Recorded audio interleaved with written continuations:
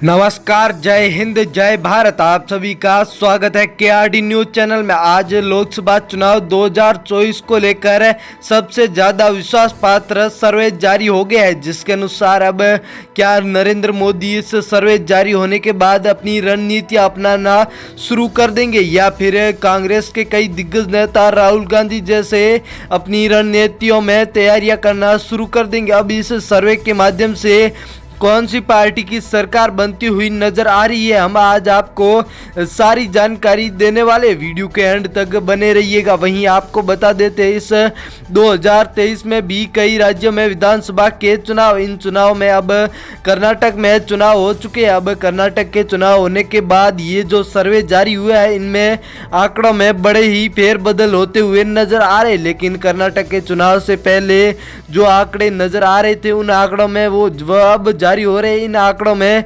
बहुत ही ज्यादा अंतर देखने को मिल रहा है, क्योंकि अब कर्नाटक व आगे आने वाले ये राजस्थान समेत कई राज्यों के जो चुनाव है, ये एक तरह से माना जाए तो लोकसभा चुनाव से पहले ये एक प्रकार के उपचुनाव है, जो ये डिसाइड करेंगे कि इस बार 2024 में कौन सी पार्टी की सरकार बनेगी। क्या जैसा कि ये तस्वीर देखने को मिल रही है, एक तरफ नरेंद्र मोदी व एक तरफ सभी बड़े नेता, या फिर कौन सी पार्टी इस बार अपनी सरकार बनाएगी। क्या कांग्रेस पार्टी अपनी सरकार बनाएगी? अगर कांग्रेस पार्टी की सरकार बनती है तो पीएम का चेहरा किसका देखने का मिलेगा? वहीं राहुल गांधी अब इलेक्शन नहीं लड़ सकते। इलेक्शन लड़ने से राहुल गांधी को 6 वर्ष के लिए बैन कर दिया गया है। तो इस बार कांग्रेस के कौन से बड़े नेता आपको पीएम की गद्दी पर दिखेंगे, या फिर बीजेपी की इस बार सरकार बनने वाली? लेकिन जो कर्नाटक में हालात देखने को मिले, इन हालात के मुताबिक इस बार बीजेपी पार्टी काफी पिछड़ती हुई नजर आ रही है। आपको लेकर चलते हैं सर्वे की तरफ।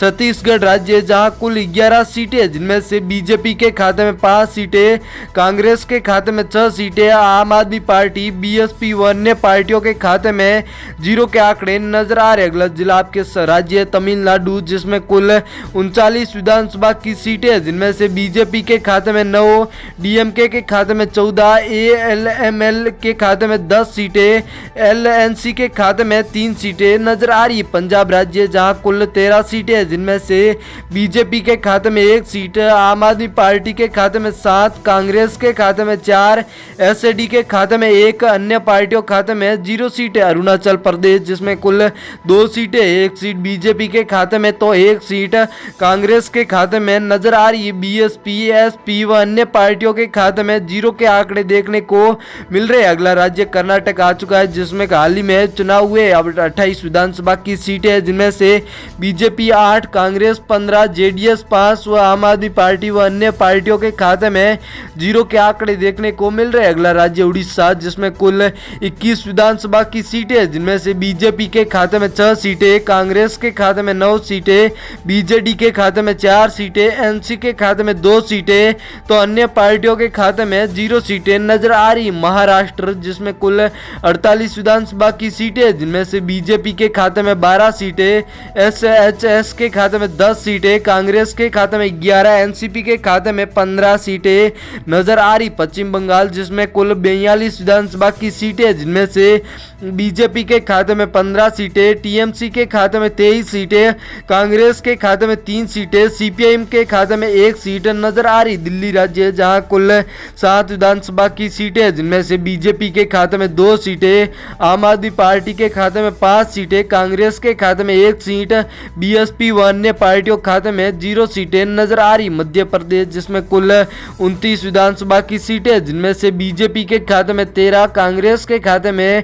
15 सीटें, आम आदमी पार्टी के खाते में 1 सीट, बीएसपी व अन्य पार्टियों के खाते में 0 सीटें नजर आ रही। बिहार राज्य, जहां कुल 39 विधानसभा की सीटें, जिनमें से बीजेपी के खाते में 12 सीटें, कांग्रेस के खाते में 4 सीटें, आरजेडी के खाते में 15 सीटें, जेडीयू के खाते में 9 सीटें नजर आ रही। राजस्थान, जिसमें 2023 में अब चुनाव है, 25 सीटें हैं, जिनमें से बीजेपी के खाते में 10, कांग्रेस के खाते में 13, आरएलपी के खाते में 1, आम आदमी पार्टी के खाते में 1 सीट नजर आ रही है। अरुणाचल प्रदेश, उत्तर प्रदेश, जहां कुल 25 विधानसभा की बाकी सीटें, जिनमें से बीजेपी के खाते में 37 सीटें, कांग्रेस के खाते में 10 सीटें, एसपीए के खाते में 25, बीएसपी के खाते में 3, अन्य पार्टियों के खाते में 7 सीटें नजर आ रही। झारखंड जहां कुल 19 सीटें, जिनमें से बीजेपी के खाते में 6 सीटें, कांग्रेस के खाते में 8 सीट, जेएमएम के खाते में 5 सीट, आरजेडी व अन्य पार्टियों के खाते में 0 सीटें नजर आ रही। कश्मीर, जिसमें कुल 6 विधानसभा की सीटें, जिनमें से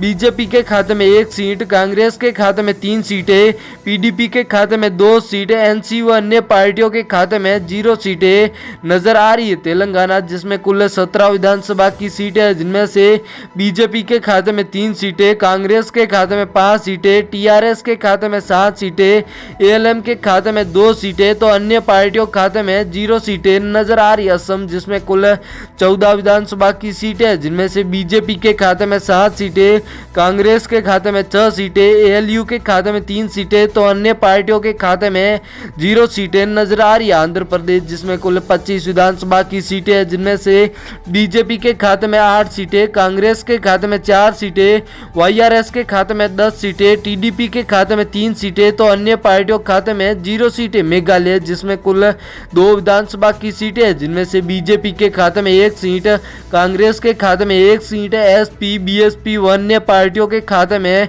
0 के आंकड़े देखने को मिल रहे हैं। अगला राज्य आपके सामने हरियाणा, जिसमें कुल 10 विधानसभा की सीटें, जिनमें से बीजेपी के खाते में 4 सीटें, कांग्रेस के खाते में 5 सीटें, जेपी के खाते में व आम आदमी पार्टी खाते में 1 सीट, तो अन्य पार्टियों के खाते में 0 सीटें। केरल, जिसमें कुल 20 विधानसभा की सीटें, जिनमें से बीजेपी के खाते में 1 सीट, कांग्रेस के खाते में 10 सीट, एलडीएफ के खाते में 9 सीट, यूडीएफ व अन्य पार्टियों के खाते में 0 के आंकड़े नजर आ रहे। वहीं इस बार लोकसभा चुनाव 2024 में आपके अनुसार कौन प्रधानमंत्री बनना चाहिए, कमेंट बॉक्स में बताना जरूर। वहीं आप चैनल पर नए हो तो इस चैनल पर आपको लोकसभा चुनाव, विधानसभा चुनाव को लेकर जो ओपिनियन पोल होते हैं वो सबसे पहले मिलते रहते हैं। चैनल को सब्सक्राइब जरूर